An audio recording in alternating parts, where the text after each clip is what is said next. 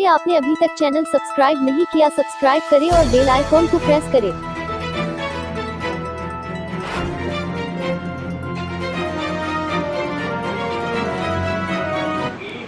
98,000 पाकिस्तानी सैनिकों ने आत्मसमर्पण करके उस युद्ध में भारत की सेना को जो विजय प्राप्त हुई है वो इतिहास में आज भी अंकित है।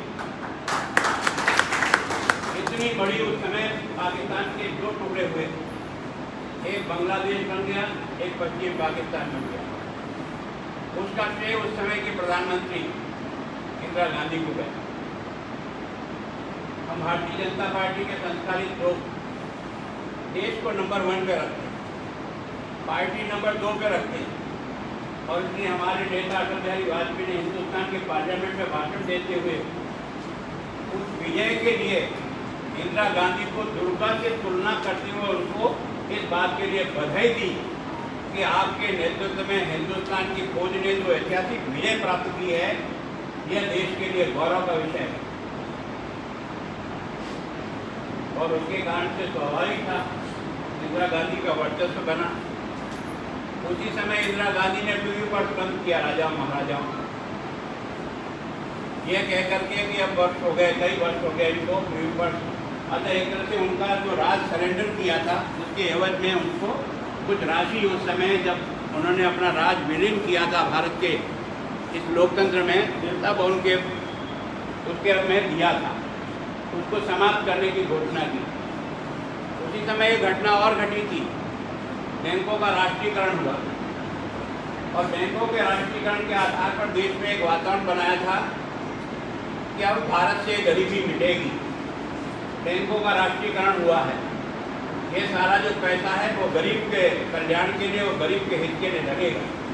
और इसलिए स्वाभाविक रूप से इंदिरा गांधी को इतना ज़्यादा अभिमान और घमंड हो गया कि उसने कुछ ही समय में हिंदुस्तान को भ्रष्टाचार की भट्टी में जलाकर खाक कर दिया। चारों तरफ देश हाहाकार करने लगा कि इस विजय के उत्सव के रूप में इंदिरा जी को जो समर्थन मिला 71 के लोकसभा चुनाव में, उसको 353 सीटें मिली और उसके कारण से उसको लगा कि अब मेरा एक छत्र राज्य है। लेकिन आपने देखा कि उसी समय गुजरात में 1973 में वहाँ के इंजीनियरिंग कॉलेज में नौजवान बच्चों ने भ्रष्टाचार के खिलाफ एक बगावत खड़ी कर और उन्होंने उस समय आपने देखा होगा कि जिस आंदोलन का उन्होंने नाम दिया था वो था नवनिर्माण आंदोलन। सबसे पहले भ्रष्टाचार के खिलाफ अगुवाई करने वाला गुजरात और गुजरात के नौजवान बच्चे। इस नवनिर्माण आंदोलन के कारण से बिहार के नौजवान बच्चों ने भी, पढ़ने वाले बच्चों ने भी इस सरकार के भ्रष्टाचार के खिलाफ जंग का ऐलान कर दिया।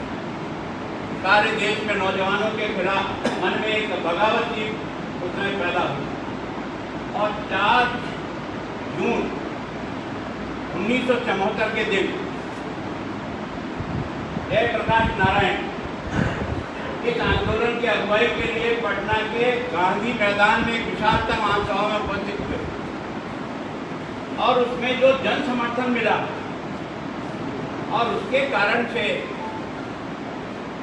एक तरह से सारा बिहार का नौजवान इस आंदोलन से जुड़ा और उन्होंने उस समय इस संपूर्ण क्रांति का ऐलान कर दिया। ये 74 की घटना है, संपूर्ण एक तरह से क्रांति का आह्वान हुआ और भ्रष्टाचार के खिलाफ एक जंग केवल बिहार और गुजरात में नहीं तो संपूर्ण देश के नौजवानों के बीच में ये बड़ी ताकत पकड़ता जा रहा है। उस समय मैं भी विद्यार्थी परिषद में काम करता था, अशोक थे, सब लोग थे। आपने देखा होगा कि 94 में जितने चुनाव हुए उदयपुर यूनिवर्सिटी से लेकर के विभिन्न कॉलेजों पर, उस विद्यार्थी मूवमेंट के कारण से भ्रष्टाचार के खिलाफ जो एक वातावरण देश के नौजवानों ने बना था, यहाँ के लगभग सभी यूनिवर्सिटी और कॉलेज में हमारे कार्यकर्ता उस समय अध्यक्ष के रूप में चुने गए थे और ये लगने लगा था कि वास्तव में देश का नौजवान करवट ले रहा है। देश के नौजवान के मन में इस भ्रष्टाचार के खिलाफ एक मन में गुस्सा है, यहाँ से ये आंदोलन का स्वरूप जो है ना आगे बढ़ा।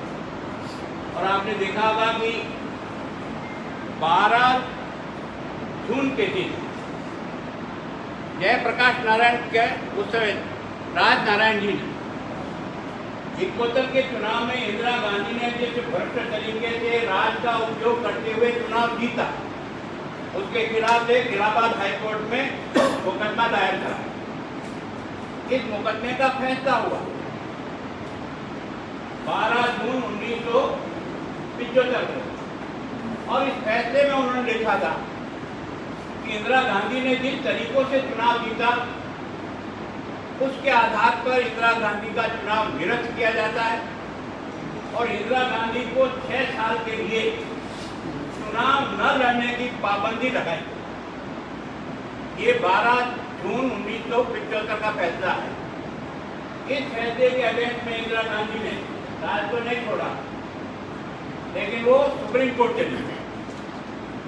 सुप्रीम कोर्ट में राहत देने के लिए उसने प्रयत्न किया, लेकिन सुप्रीम कोर्ट ने 24 जून के दिन अपना फैसला दिया और उसमें कहा कि नहीं, इलाहाबाद हाईकोर्ट ने जो निर्णय किया है वो निर्णय सही है। केवल और केवल जब तक नई सरकार नहीं बनती है, नब की व्यवस्था नहीं होती, तब तक इंदिरा गांधी एज ए प्रधानमंत्री के रूप में काम करती रहेगी।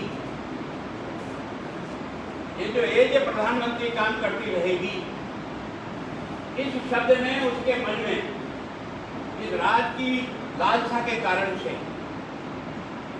सोचा राज तो छोड़ना नहीं, लेकिन इस राज के समय में मेरा विरोध करने वाले लोगों को कुचलना। और इसलिए आपने देखा होगा कि 25 तारीख के दिन उसने आपातकाल की घोषणा की और उस समय देश का राष्ट्रपति फखरुद्दीन अली अहमद जी थे। फखरुद्दीन अली अहमद जी के दस्तखत से हिंदुस्तान में आपातकाल की घोषणा। आपातकाल की घोषणा का 2-3 प्रभाव सीधे होते हैं। एक तो मीडिया पे पूरी सेंसरशिप लगी, न कोई अखबार लिख सकता था, न रेडियो बोल सकता था, न कोई और प्रचार का माध्यम जो है ना इसके बारे में कोई विरोध करता था। और उसी दिन देश के विभिन्न राजनीतिक पार्टियों के जितने भी टॉप लीडर थे उन सबको पकड़ करके जेल में डाला। और उस समय संघ का संगठन भी देशव्यापी उसका काम था। तो संघ और संघ से संबंधित जितने संगठन थे